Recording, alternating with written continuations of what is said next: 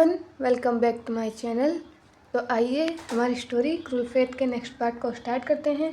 अगर आप मेरे चैनल में नए हो तो मेरे चैनल को सब्सक्राइब कर दीजिए, वीडियो को लाइक कीजिए और कमेंट करके मुझे ज़रूर बताइए कि आपको एफएफ कैसा लग रहा है।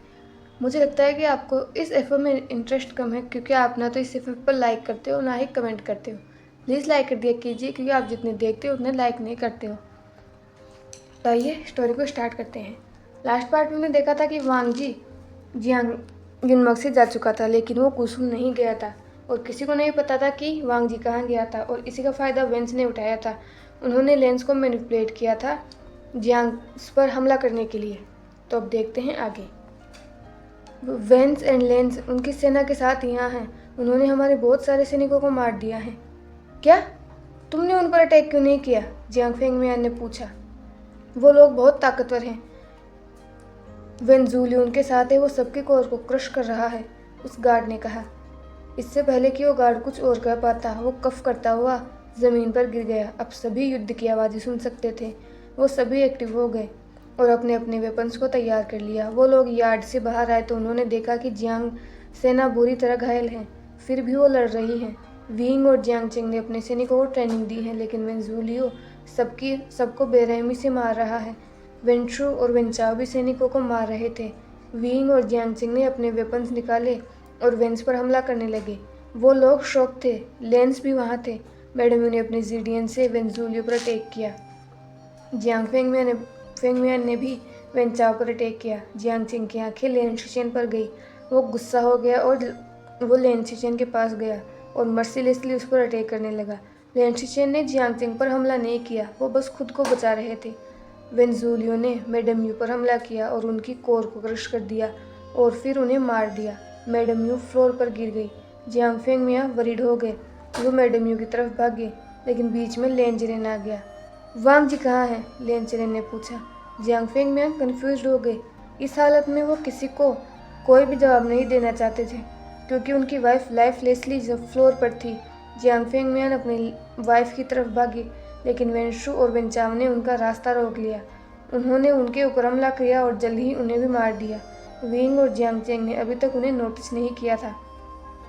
सबको मार दो, और अगर मार नहीं सकते तो हर जियांग मेंबर को अरेस्ट कर लो, वेंचाव ने आदेश दिया। वेनकेजिंग गार्ड्स के साथ लड़ रहा था। अचानक जाव जिशु ने वेनकेजिंग के आर्म पर अपनी स्वॉर्ड से अटैक कर दिया। वेनकेजिंग ने खुद को बचाया और गुस्से से जाव जिशु की तरफ देखा। अरेस्ट करो, हम इसे जेल में रखेंगे, वेंचाव ने वेनकेजिंग को आदेश दिया। वेनकेजिंग ने नोट किया और जावजिशु पर अटैक करने लगा। जावजिशु वेनकेजिंग के जितना स्ट्रॉन्ग नहीं था। वेनकेजिंग ने जावजिशु के हाथ पर हमला किया, जिससे उसकी तलवार नीचे गिर गई। जावजिशु डर गया। वेनकेजिंग जावजिशु की तरफ अपनी तलवार के साथ बढ़ने लगा। जावजिशु भागने लगा और वेनकेजिंग उसके पीछे भागने लगा। लड़ते समय जियांगचिंग की आंखें अपनी माँ और पिताजी की जमीन पर पड़ी लाइफलेस बॉडीज पर गई। जियांगचेंग जोर से चिल्लाया और उसने सब पर हमला करना बंद कर दिया। वो तुरंत अपनी माँ और पिताजी की तरफ भागा। वीइंग ने जियांगचेंग की आवाज़ सुनी। उसने सोचा कि जियांगचेंग खतरे में है, लेकिन वो डर गया जब उसने मैडम यू और जियांग फेंगमियान की डेड बॉडीज देखी। अचानक वेंजूलियो जियांगचेंग के सामने आ गया और उसकी कोर को नष्ट कर दिया। जियांगचेंग भी अपने पेरेंट्स की बॉडीज के पास गिर गया। वीइंग के हाथ कांपने लगे। उसे अपनी आंखों पर भरोसा नहीं हो रहा था कि उसका परिवार उसकी आंखों के सामने मर गया। वो जोर से रोने लगा। वीइंग ने अपनी तलवार को टाइटली पकड़ लिया और गुस्से से वेंजूलियो की तरफ देखा। लेन शिचेन स्टिफ हो गए जब उसने जियांगचेंग की हालत देखी। उसकी आंखों से आंसू बहने लगे। उसने अपनी आंसू भरी आंखों से वेंजूलियो की तरफ देखा। वीइंग ने अपनी तलवार के साथ वेंजूलियो की तरफ भागा। अचानक लेन शिचेन ने वीइंग के हाथ को पकड़ लिया और उसके कॉलर को पकड़ते हुए पूछा कि वांग जी कहाँ हैं।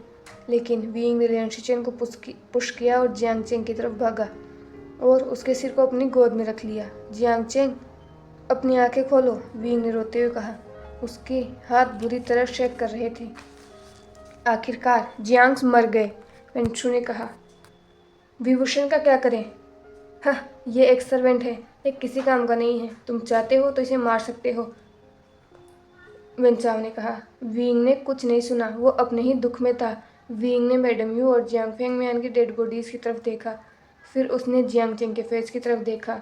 लेन शिचेन वीइंग की तरफ आए और घुटनों पर बैठ गए। उन्होंने जियांग चेंग के फेस को देखा और गल्प किया। उन्होंने अपना हाथ जियांग चेंग के फेस पर रखा। विंग ने लेन शिचेन के हाथ को पुश किया और गुस्से से उनकी तरफ देखा। क्यों क्यों तुमने हम पे हमला किया? विंग ने गुस्से से पूछा। उसकी आंखें गुस्से और नफरत की वजह से लाल थी। क्योंकि वांग जी कैद हैं, लेन शिचेन ने कहा। विंग कंफ्यूज्ड हो गया। इससे पहले कि वो कहने के लिए अपना मुंह खोल पाता, वेन चाव ने उसकी चेस्ट पर वार कर दिया। विंग के मुंह से खून आने लगा। उसका विजन धुंधला होने लगा। वो लंबी सांसें लेने लगा। लेन शिचेन ने विंग के कंधों को पकड़ा, लेकिन विंग बेहोश होकर फ्लोर पर गिर गया। वेन चाव ने अपनी आंखें रोल की। सबको यहाँ से बाहर फेंक दो, वेन चाव ने ऑर्डर दिया। लेन शिचेन गहरे शोक में चले गए। लेन चिरेन ने लेन शिचेन के कंधे पर हाथ रखा। चलो वांग जी को ढूंढते हैं, लेन चिरेन ने कहा। लेन शिचेन अपने शोक से बाहर आए और उन्होंने अपने अंकल की तरफ देखा। वांग जी, लेन शिचेन ने ममल किया और खड़े हो गए। लेन शिचेन ने जियांग चेंग की तरफ देखा। लेन चिरेन ने लेन शिचेन का हाथ पकड़ा और उन्हें जेल की तरफ ले गए। लेंस ने पूरी जेल को ढूंढा, लेकिन उन्हें वांग जी कहीं नहीं मिला। वो सब कंफ्यूज्ड हो गए। लेन वांग जी के लिए वो सब यहाँ आए थे और जियांग्स पर हमला किया था, लेकिन वांग जी यहाँ है ही नहीं। फिर वो कहाँ जा सकता है?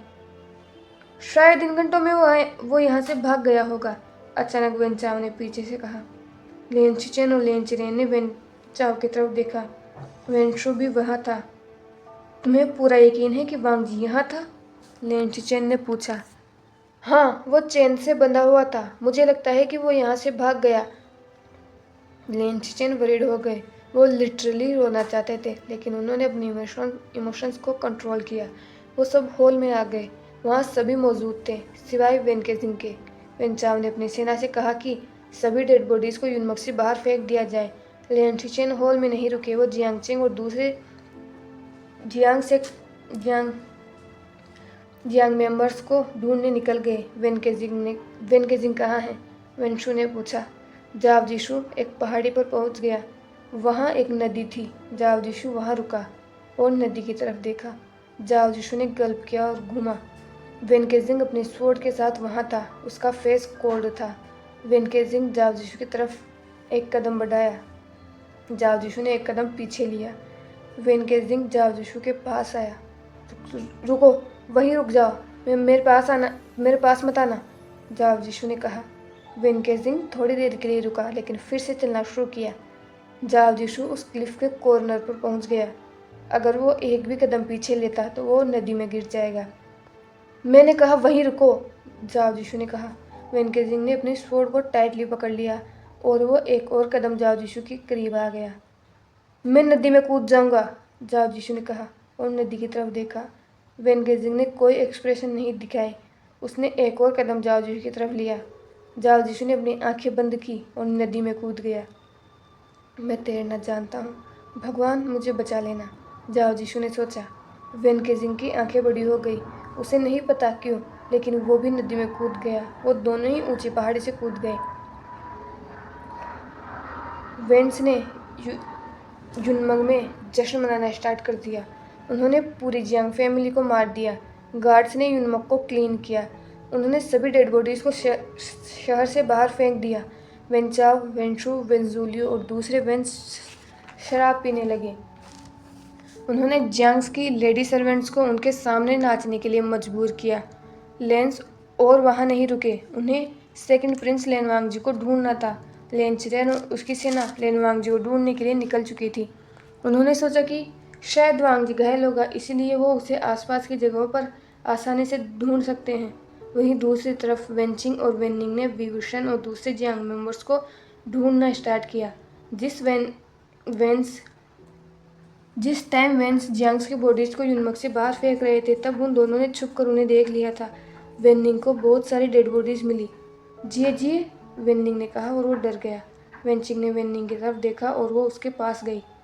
उसने भी देखा कि बहुत सारी डेड बॉडीज जमीन पर पड़ी हुई हैं। विभूषण को ढूंढो, वेनचिंग ने कहा। वेननिंग ने नोट किया और वो दोनों इतनी सारी डेड बॉडीज में विंग को ढूंढने लगे। जिए, मैंने जियांग जिंग को ढूंढ लिया, वो अभी भी जिंदा है, वेननिंग ने कहा। वेनचिंग ने जवाब दिया। वेनचिंग ने विंग की बॉडी को देखा। वो उसकी तरफ भागी और उसकी ब्रीथ को चेक किया। विंग की ब्रीथ स्लो थी। वेंचिंग को रिलीफ फील हुआ कि एटलीस्ट विंग जिंदा है। दूसरी बॉडीज़ को भी ढूंढो ताकि हम उन्हें हील कर सके, वेंचिंग ने अपने भाई से कहा। वेनिंग ने सबको चेक किया लेकिन सब मर चुके थे। उसने मैडम यू और जियांग फेंग मैन की डेड बॉडी देखी। वो उन्हें यहाँ छोड़कर नहीं जाना चाहता था। वेन भाई बहन ने पास के गांव वालों से मदद मांगी। उन लोगों ने उनकी मदद की और वो विंग और जियांगचिंग को एक घर के अंदर ले गए। वेनिंग वहाँ के लोगों से एक बड़ा गड्ढा खोदने में मदद ली ताकि वो सभी डेड बॉडीज़ को वहाँ बरी कर सके। बस जियांग फेंग मियान और मैडम यू के शव बचे थे। दूसरी तरफ वेंचिंग ने व्यूशन और जियांगचेंग को ट्रीट करना स्टार्ट कर दिया। अगले दिन विंग दिन के समय उठा।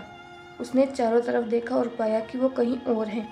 विंग के सिर में दर्द होने लगा। उसने बैठने की कोशिश की लेकिन उसे अपने चेस्ट में पेन फील हुआ। विंग फिर से बेड पर लेट गया। विंग चुप रहा और जो भी हुआ वो उसे याद करने लगा। विंग रोने लगा और चिल्लाने लगा, मैं सबको मार डालूंगा, विंग ने चिल्लाते हुए कहा। वो टोटली मैड हो चुका था। विंग जिद्दी बनकर उठने लगा। वो हाफ नेकेड था क्योंकि वेंचिंग ने उसकी चेस्ट पर मेडिसिन लगाई थी। विंग दर्द में था। फिजिकली वो बहुत थका हुआ था लेकिन मेंटली वो बहुत डिस्टर्ब था। विंग सभी चीज़ों को यहाँ वहाँ फेंकने लगा।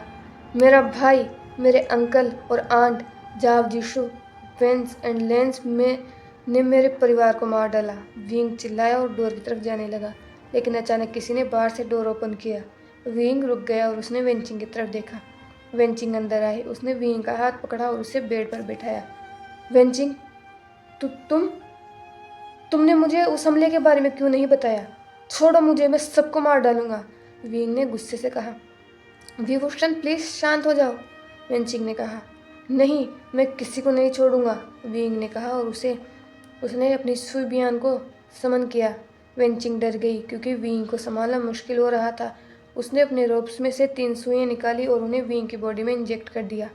विंग ने चिल्लाना और वेंचिंग को कर्ज करना स्टार्ट कर दिया। वेंचिंग वरीड हो गई। उसने अपने इमोशंस को कंट्रोल किया और विंग के सिर को थपथपाने लगी ताकि विंग सो सके। विंग रोते हुए सो गया। वेंचिंग विंग के पास थोड़ी देर तक और बैठी। उसने विंग के घावों को चेक किया। वेनिंग रूम के अंदर आ गया। गुसू के फर्स्ट प्रिंस आए हैं, वेनिंग ने कहा। लेन शिचेन, वेंचिंग ने शॉकिंगली पूछा। वेंचिंग ने विंग को ब्लैंकेट से कवर किया। वो रूम से बाहर आ गई। लेन शिचेन डोर पर थे। वेंचिंग को गुस्सा आया क्योंकि जियांग सेक्ट को बर्बाद करने में लेंस भी जिम्मेदार हैं। अब तुम उन्हें और कितना बर्बाद करना चाहते हो? तुम्हें कैसे पता चला कि हम यहाँ हैं? अब तुम विभूषण और जियांगचेंग से क्या चाहते हो? वेंचिंग ने कहा। लिन शिचेन ने अपनी तलवार को कसकर पकड़ लिया। ये उनकी गलती है, उन्होंने वांग जी का कैद किया। हम यहाँ वांग जी को गुस्सू ले जाने आए हैं, लिन शिचेन ने कहा। एक्चुअली लिन शिचेन ने लोगों से पूछा था कि वेंस ने डेड बॉडीज को कहाँ फेंका है। वो भी वहाँ जिंदा बचे लोगों को ढूंढने गए थे। तब गांव वालों ने उन्हें सब बताया। बिना किसी जांच और बिना कुछ जाने तुम किसी पर हमला कैसे कर सकते हो? लेंस बदल चुके हैं। पहले वो नम्र और शांत होते थे लेकिन अब लेंस नहीं रहे, वेंचिंग ने गुस्से से कहा। ये उनकी गलती है। वेंचू और वेंजूलियो ने खुद हमें बताया था कि जियांग ने मेरे भाई को कैद कर रखा है, लेन शिचेन ने कहा। वेंचिंग लेन शिचेन के सामने गए, उनकी आंखों में देखा। वेनरूहान ने यह सब प्लान किया था, वेंचिंग ने कहा। वेंचिंग ने सब कुछ लेन शिचेन को बताया। सब कुछ जानने के बाद लेन शिचेन अपने घुटनों पर गिर गए। उनका शरीर नम हो गया। लेन शिचेन को अब एहसास हुआ कि उन्होंने क्या गलती कर दी है। उन्हें वेंस पर भरोसा नहीं करना चाहिए था। उनका दिल कह रहा था कि कुछ तो गलत है, लेकिन फिर भी उन्होंने अपने अंकल और वेंस पर भरोसा किया। वेंचिंग ने लेन शिचेन को घर के बाहर छोड़ा और अंदर आ गई। उन्होंने लेन शिचेन के मुंह पर दरवाज़ा बंद कर दिया। लेन शिचेन ने अपने सिर को झुका लिया और रोने लगे। अचानक काले बादल आ गए और बारिश होने लगी। लेन शिचेन ने आसमान की तरफ देखा। बारिश की बूंदें उनके फेस पर गिर रही थी। वांग जी, कहाँ हो तुम? लेन शिचेन ने ममल किया। लेन शिचेन उस दिन को याद करने लगे जब वांग जी ने अपने बोलने की क्षमता को खो दिया था। यहाँ से एक फ्लैशबैक स्टार्ट होता है। लेन ई और लेन चिंगे, जिनकी मौत के 1 साल बाद वांग जी 7 साल का था। वो थोड़ा सा शरारती अभी भी था। वांग जी रैबिट्स को बहुत पसंद करता था, इसलिए उसने बहुत सारे रेबिट्स को जंगल में छुपा रखा था। अपने अंकल के डर की वजह से वो उन रेबिट्स को क्लाउड रिसोर्सेज में लाने की हिम्मत नहीं कर सकता था। सुबह जल्दी ही वांग जी अपने रेबिट्स से मिलता और उन्हें सब्जियां खिलाता। एक दिन वांग जी अपने रेबिट्स के साथ समय बिता रहा था। अचानक उसने कुछ आवाज़ें सुनी। उसने अपने रेबिट्स को छोड़ा और वहां जाने लगा जिस दिशा से उसने आवाज़ सुनी थी। वहाँ एक कैट डेमोन थी। डेमोन्स क्लाउड रिसोर्सेज में अलाउड नहीं थी, वो प्रतिबंधित थी। वांग जी शॉक हो गया जब उसने दो डेमोन्स को देखा। वो दोनों मैरिड कपल थे। तुम डेमोन हो, वांग जी ने कहा और अपनी छोटी सी तलवार निकाल ली।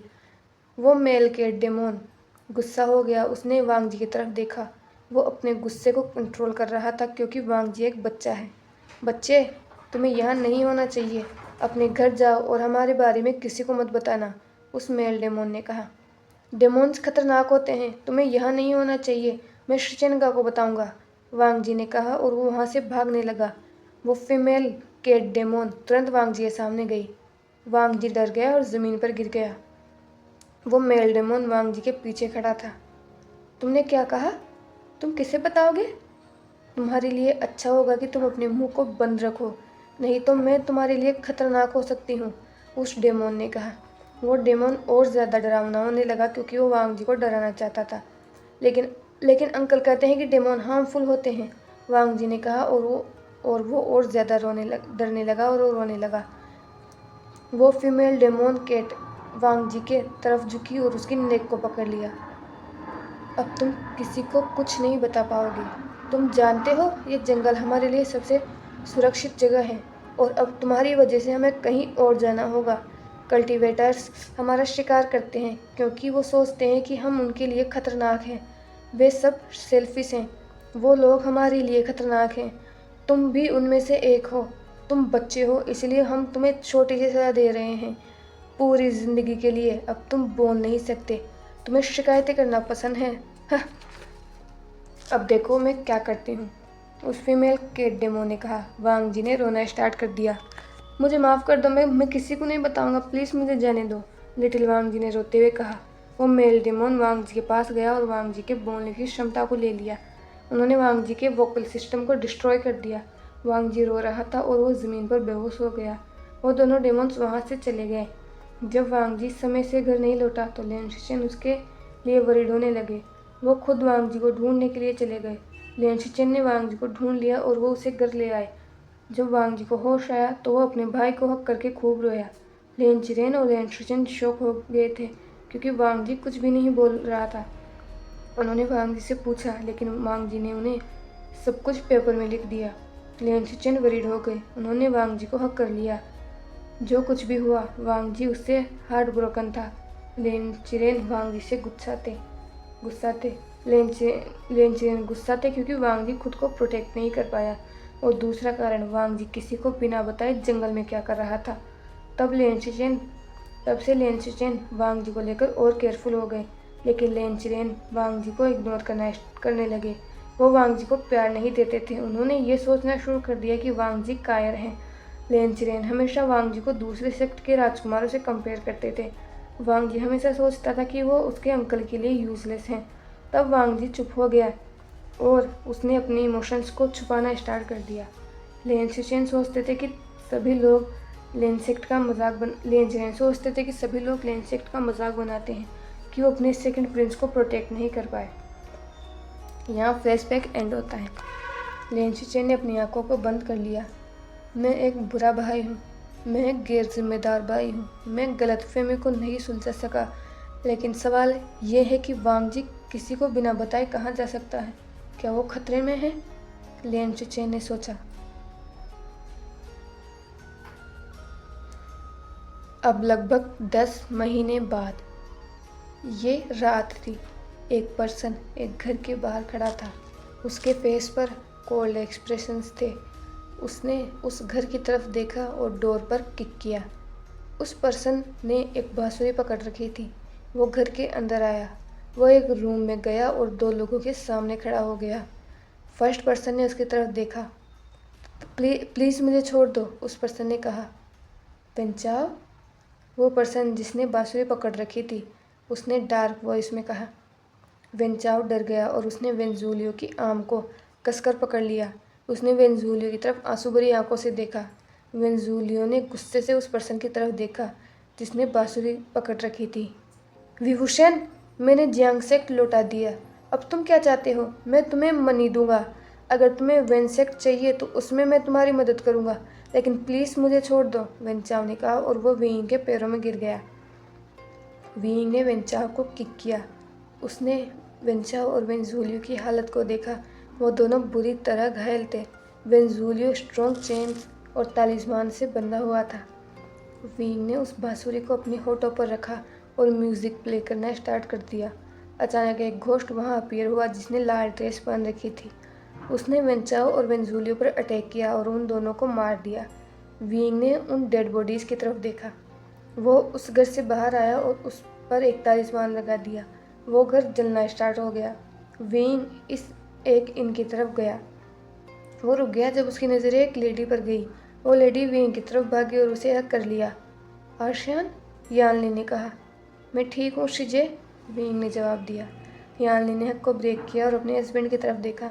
जिनजिशवान आगे आया। क्या तुमने उन्हें मार दिया? जिनजिशवान ने पूछा।